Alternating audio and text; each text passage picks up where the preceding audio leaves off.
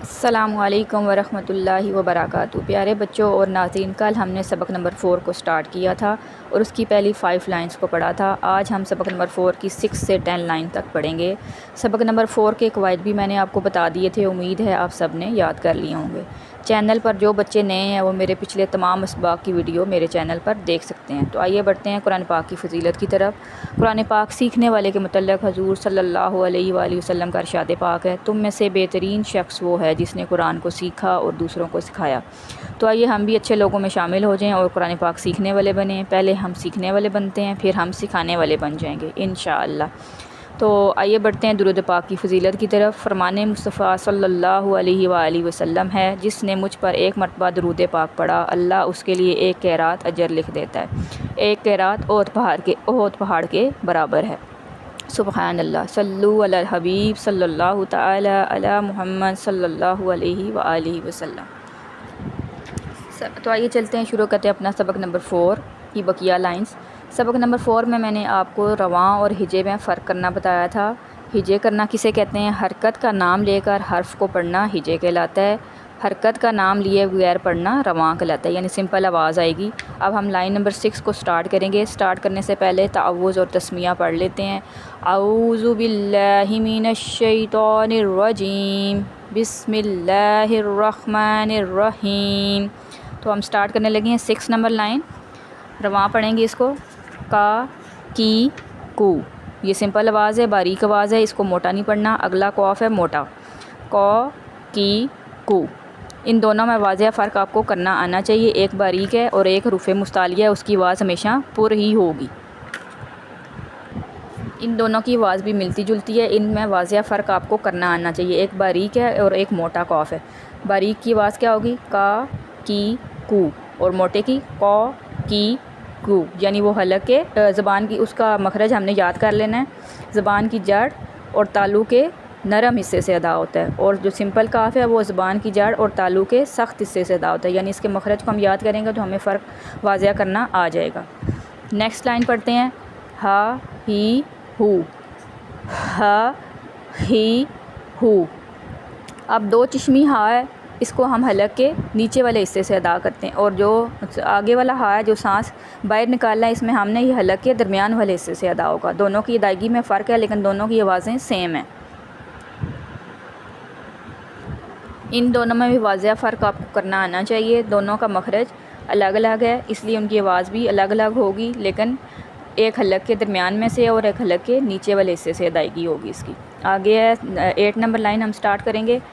آ ای او، یہ حمزہ کی آواز ہے، آ ای او سمپل آواز آئے گی، اور آئین کی آواز کیا آئے گی؟ آ ای او۔ دونوں میں فرق واضح کرنا ہے، ایک میں سمپل آواز ہے اور ایک میں حلق کے درمیان سے، لیکن دونوں حلق والے ہی لفظ ہیں۔ حمزہ جو ان سے ہے وہ کہاں سے ادائیگی ہوگی؟ اس کی حلق کے نیچے والے حصے سے، اور آئین کی ادائیگی کہاں سے ہوگی؟ حلق کے درمیان والے حصے سے۔ ہ اور آئین دونوں کو آپ پریکٹس کے ساتھ کریں گے تو آپ کو سمجھ آئے گی، کیونکہ دونوں کو حلق کے درمیان سے نکالنا ہے۔ جب تک پریکٹس نہیں ہوگی آپ کو چیزیں سمجھ نہیں آئیں گی۔ پریکٹس کے بغیر آپ کی آواز اور مخرج صحیح نہیں ہوں گے اور تلفظ میں بہتری بھی نہیں آئے گی۔ تو آپ کوشش کریں کہ آپ بلند آواز سے چیزوں کو پڑھیں، اور بلند آواز سے پڑھنے سے آپ کے تلفظ میں بھی بہتری آئے گی اور ادائیگی بھی بہتر ہو جائے گی، اور مدنی قاعدہ پڑھنا آپ کے لیے آسان ہو جائے گا۔ نیکسٹ لائن ہے 9 نمبر لائن، ہم سٹارٹ کریں گے۔ خا خی خو، غا ہوئی غو۔ اب یہ دونوں حروف مستعلیہ ہیں، دونوں کی آواز پر پڑھی جائے گی۔ دونوں کہاں سے ادائیگی ہوگی؟ ان کا مخرج آپ کے ذہن میں ہونا چاہیے۔ خا اور غائن حلق کے اوپر والے حصے سے ادائیگی ہوگی اس کی۔ اس میں ایک ٹپ میں نے آپ کو اور بتائی تھی کہ ان دو اگر کسی کو یاد نہیں ہوتا تو وہ یہ دیکھ لے کہ خا اور غائن کے اوپر ڈاٹ ہے ایک ایک، تو یہ حلق کے اوپر والے حصے سے ادا ہوتا ہے، اور حمزہ اور ہا سبق کے اینڈ پہ ہے، حلق کے نیچے والے حصے سے اس کی ادائیگی ہوگی، اور آئین اور ہا حلق کے درمیان والے حصے سے اس کی ادائیگی ہوگی۔ یہ چھوٹی چھوٹی ٹپس ہیں جو آپ نے اپنے ذہن میں رکھنی ہے، تو آپ کو ادائیگی میں آسانی ہو جائے گی۔ اسی طرح 10 نمبر لائن ہم سٹارٹ کرنے لگے ہیں۔ با بی بو، ما می مو۔ اب با کا مخرج کیا ہے آپ لوگوں کے ذہن میں ہونا چاہیے۔ با کی ادائیگی کرتے وقت آپ اپنے زبان کی جنبش اور ہونٹوں کی جنبش سے آپ اندازہ لگا سکتے ہیں کہ آپ نے کس طرح سے ادائیگی کی ہے. یعنی با دونوں ہونٹوں کے گیلے حصے سے ادا ہوتا ہے، اور میم کی ادائیگی کریں گے تو میم دونوں ہونٹوں کے خشک حصے سے ادائیگی ہوگی اس کی. جب آپ فوکس کر کے چیزوں کو پڑھیں گے، جتنی توجہ اور دھیان دیں گے، آپ کو سمجھنا اتنا ہی آسان لگے گا، اور مدنی قاعدہ پڑھنا آپ کو کبھی بھی مشکل نہیں لگے گا. اس طرح میں نے آپ کو حروف کے القاب بھی بتائے تھے، جیسے سمپل کاف اور قاف، یہ دونوں حروف لاویہ ہیں، ان کو آپ نے ذہن میں رکھنا ہے. دونوں کا مخرج بھی آپ نے یاد کر لینا ہے. حلقیہ حروف کے بارے میں بتایا تھا، وہ 6 تھے. کون کون سے؟ حمزہ، ہا، عین، ہا، غین، خا. یہ حروف حلقیہ ہیں اور یہ 6 ہیں. یہ حلق سے ہی ادا ہوتے ہیں. ان کی ادائیگی میں فرق ہے، کچھ اوپر سے ادا ہوتے ہیں، کچھ درمیان سے، اور کچھ نیچے والے سے ادا ہوتے ہیں، نیچے والے حصے سے. تو آپ نے یہ بات ذہن میں رکھ لینی ہے، اور ساتھ ساتھ آپ نے یہ ساری چیزیں یاد کر لیتی ہیں. اس طرح با اور میم کا مخرج بھی آپ کو میں نے بتا دیا ہے کہ با دونوں ہونٹوں کے گیلے حصے سے ادا ہوتا ہے، اور میم دونوں ہونٹوں کے خشک حصے سے ادائیگی ہوگی اس کی.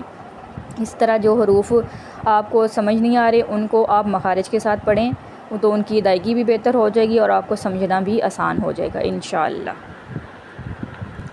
تو پیارے بچوں اور ناظرین، یہ تھا ہمارا آج کا سبق. کل انشاءاللہ نئے سبق کے ساتھ حاضر ہوں گی. کل انشاءاللہ ہم سبق نمبر 4 کی 11 سے 14 لائن تک پڑھیں گے. ویڈیو اچھی لگی تو لائک اور شیئر ضرور کریں. اگر ویڈیو میں کوئی کمی یا غلطی ہوگی ہے تو کمنٹ میں ضرور بتائیں. آپ کے بتانے سے میری بھی اصلاح ہو جائے گی اور آپ کے لیے صدقہ جاریہ ہوگا. اپنی دعاؤں میں یاد رکھیں. السلام علیکم ورحمۃ اللہ وبرکاتہ.